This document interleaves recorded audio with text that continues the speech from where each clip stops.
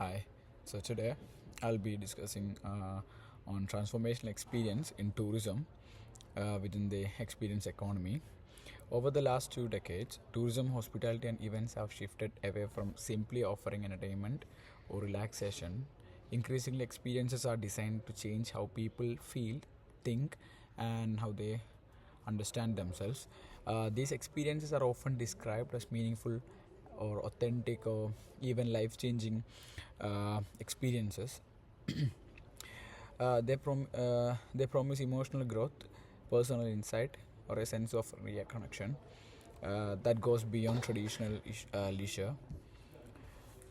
In this presentation, I'll explore why transformational experiences have emerged in contemporary society, how they function using sociological and physiological theories, how they appear in real world case studies. I will also critically evaluate the opportunities and challenges by present challenges they present within the experience economy. And when we move to traditionally, tourism was associated with escape, sightseeing, and relaxation. Um, and success was often measured through enjoyment, the comfort they get, the visual attraction they get from the place or the experience from that particular experience. However, transformational experiences represent a significant shift away from this normal model. Instead of focusing on what tourists consume, these experiences focuses on who tourists became after the experience. Transformational experiences aim to change participants internally. This might involve emotional healing, mental well-being, spiritual insight, identity reflection, or a sense of personal growth. Um Importantly, the value of these experiences is often subjective and emotional rather than material. And examples, when we talk about the examples, we can include mental wellness. Uh, when they get yoga holidays, spiritual festivals, then eco lodges. We're gonna talk about eco lodges after in the case study as well. Then pilgrimages and regenerative tourism experiences. These experiences are often marketed using language such as reconnection, healing, authenticity, or self-discovery. Like we know people, some people they go to some place after when they been a part of the spiritual thing. Most of the people say, okay, I got this ray of wisdom, ray of thoughts and everything. So after that they see their life in a different way. So these are all comes under this transformational experiences. And what makes transformational experiences particularly interesting for an academic perspective is that they blur the boundaries between leisure, therapy, spirituality, and self improvement. This raises important questions about authenticity, ethics, uh, uh, and which I will return to later in this presentation. I'm going to talk about more in the next couple of slides. So, why transformations matters today? To understand why transformational tourism has grown so rapidly, it is essential to examine wider social and cultural changes. And a Nietzsche declaration that God is dead symbolizes the decline of traditional belief system that once provided individuals with a stable sense of meaning and moral guidance. In contemporary society, individuals can no longer rely on religion, tradition, or institutions to define who they are. Giddens develops this Giddens develops this idea further by arguing that identity becomes a reflexive project of the self. Individuals must actively construct, uh, monitor, and revise their identities throughout their life. This creates a pressure to constantly work on oneself. Bowman's concept of liquid modernity adds another layer by explaining how modern life is characterized uh, by instability, insecurity, and constant changes. Careers, relationships, and careers, relationships, and identities are no longer fixed on predictable. It's no longer predictable. Together, these theories help explain why many individuals experience anxiety, burnout, and a sense of disorientation between his own people. Tourism is tourism in this context becomes more than leisure. It becomes a space where individuals can temporarily step outside everyday pressures and engage in reflection, identity, work, and emotional recovery. And when we transformational experiences are also shaped by contemporary social conditions. Many people experience digital overload due to constant connectivity, social media, and performance pressure. There is a little reflection on emotional rest. As a result, experience that promises slowness, silence, nature, and disconnection have become highly desirable. Wellness retreats, eco lodges, and regenerative tourism experiences often market themselves as antidotes to burnout and overstimulation. These promise calm, grounding, and emotional clarity. Importantly, these experiences are and scheduled, uh, intentionally designed schedules, spaces, rituals, and activities are carefully curated to encourage participants to slow down and reflect. This highlights the entrepreneurial and innovative aspects of transformational tourism. And coming to the next one, so when we talk about transformational experiences, transformational experiences do not happen by a chance. They are carefully designed environments.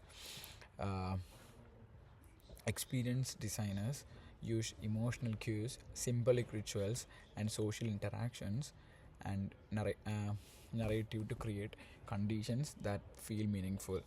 For example, removing phones and structuring groups, rituals, or placing participants in unfamiliar environments can disrupt everyday habits and encourage openness to change. Sociological and physiological theories help explain why these techniques are effective and why these participants interpret the experience as transformational. And when we talk about the collective effervescence, about Durkheim's concept, and so when we talk about uh, Durkheim's concept of collective effervescence explains how shared rituals generate emotional energy that individuals cannot experience alone. And when people participate in collective ceremonies, festivals, or group activities, they feel often heightened emotion. They feel often feel uh, high emotions and excitement and unity. In tourism and events, this can be seen in music festivals, spiritual ceremonies, and group retreats.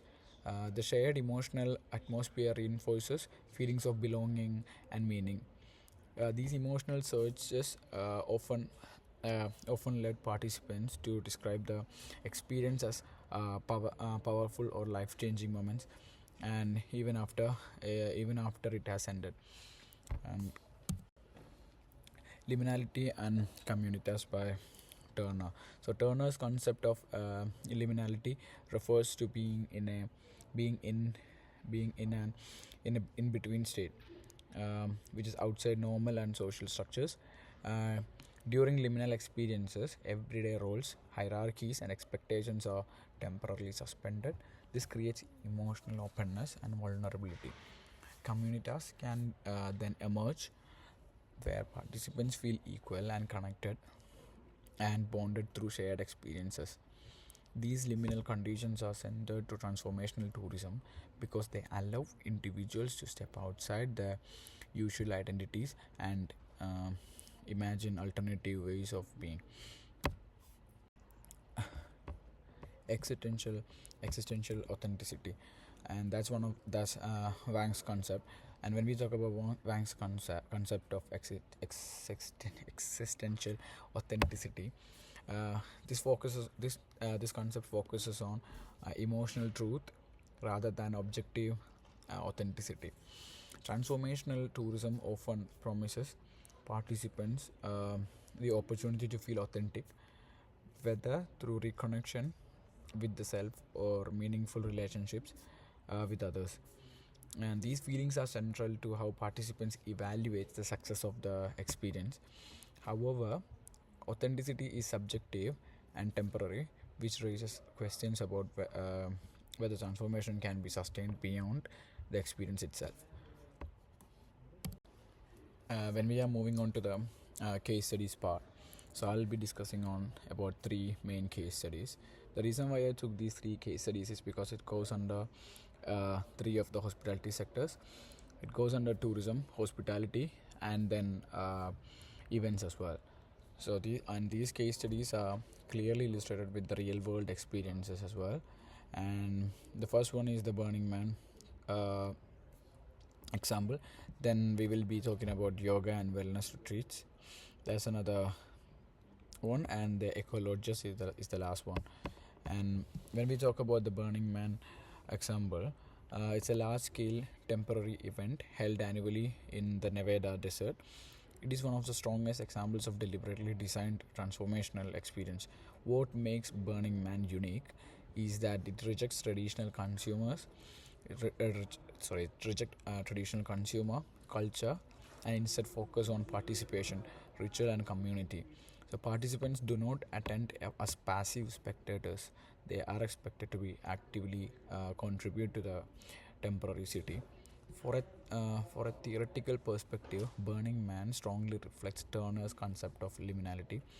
Everyday social roles, professional identities, and hierarchies are suspended, allowing participants to experiment with new ways of being.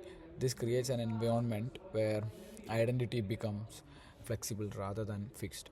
At the same time, large-scale rituals such as the burning of the man, or the temple generate what Durkheim's or the temple generate what Durkheim describes as collective effervescence. The shared emotional intensity of these moments creates a powerful sense of unity, belonging, which uh, which many participants interpret as transformative.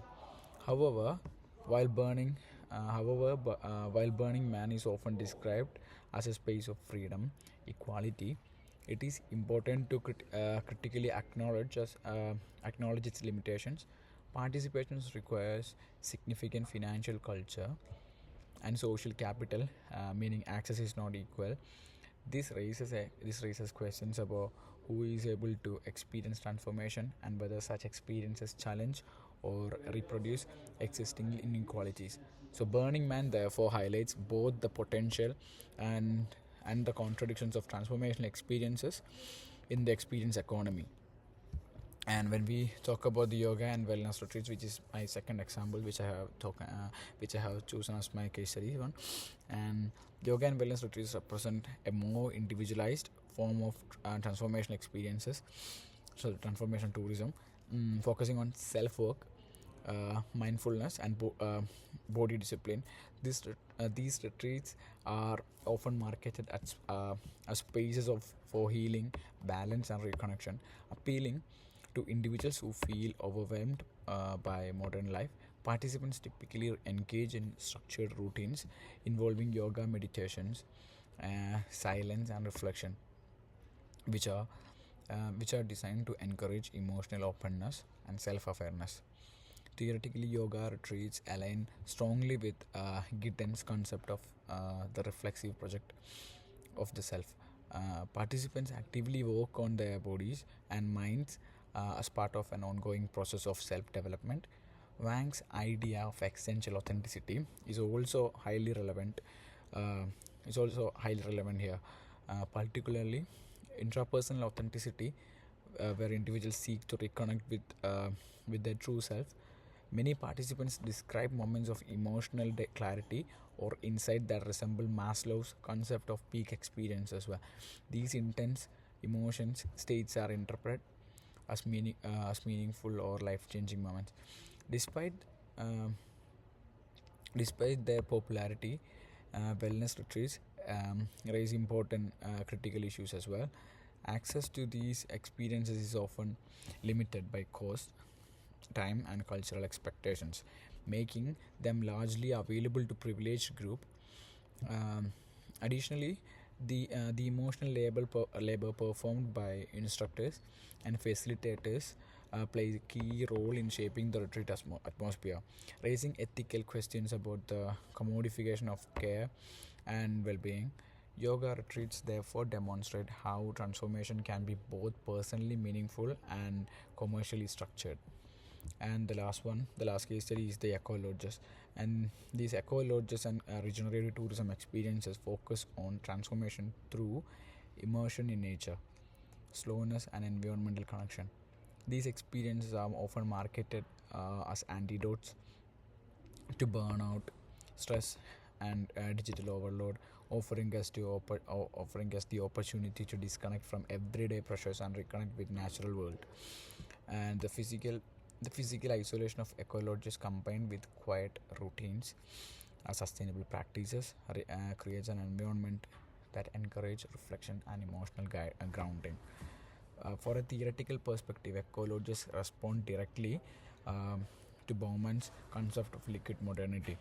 In a world characterized by instability and constant change, nature is presented as a source of stability and authenticity. Wang's concept of existential authenticity is particularly relevant here as well.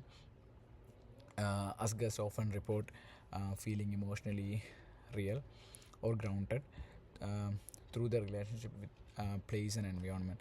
These experiences also rely on carefully curated emotional atmospheres supported by the emotional labor of staff who must balance hospitality with environmental and ethical messaging. However, ecologists also raises critical questions. Nature itself becomes commodified as a product that can be purchased, packaged, and consumed, while regenerative tourism aims to promote sustainability and ethical engagement. There is a risk of that transformation becomes another form of elite consumption.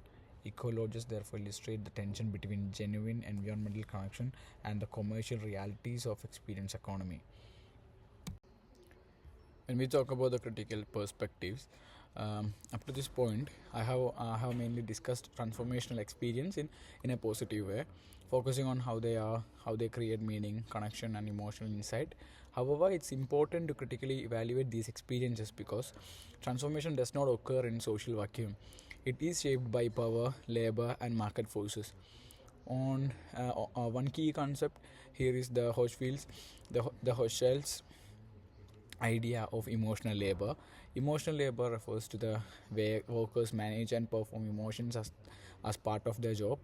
In the context of transformational tourism, this can be seen in yoga instructors, retreat leaders, facilitators, and hospitality staff who are expected to appear calm, caring, spiritually grounded, and emotionally available at all times.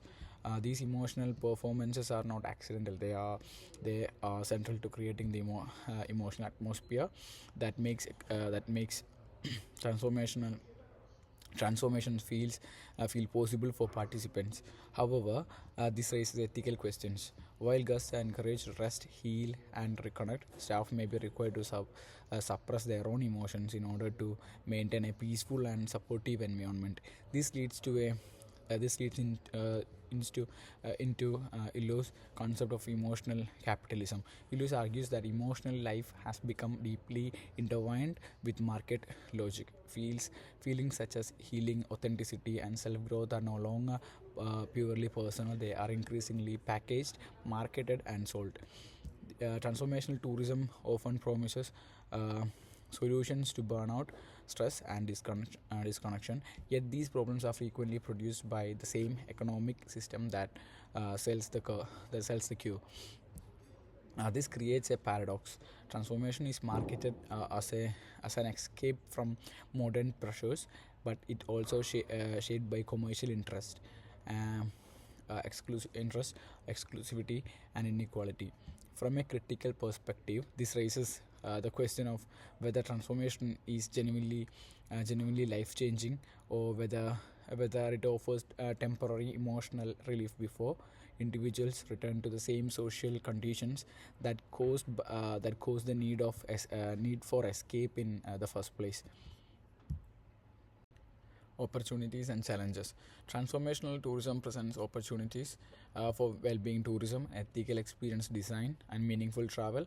However, these challenges include high cost, exclusivity, and risk of superficial change. There is also a tension between genuine transformation and commercial profit. So these are the challenges and opportunities about transformational experiences. In conclusion, transformational experiences have emerged as a response to modern anxieties and identity instability. They can offer powerful emotional and personal insight, particularly when designed effectively. However, they also risk becoming marketable escapes rather than a long-term solutions. Understanding this tension is crucial for the future of entrepreneurship and innovation in an experience economy. So that's all about my presentation, and I have put through some of the references as well. And yeah, that's all about my presentation on transformational experience in the hospitality sector. That's it. Thank you.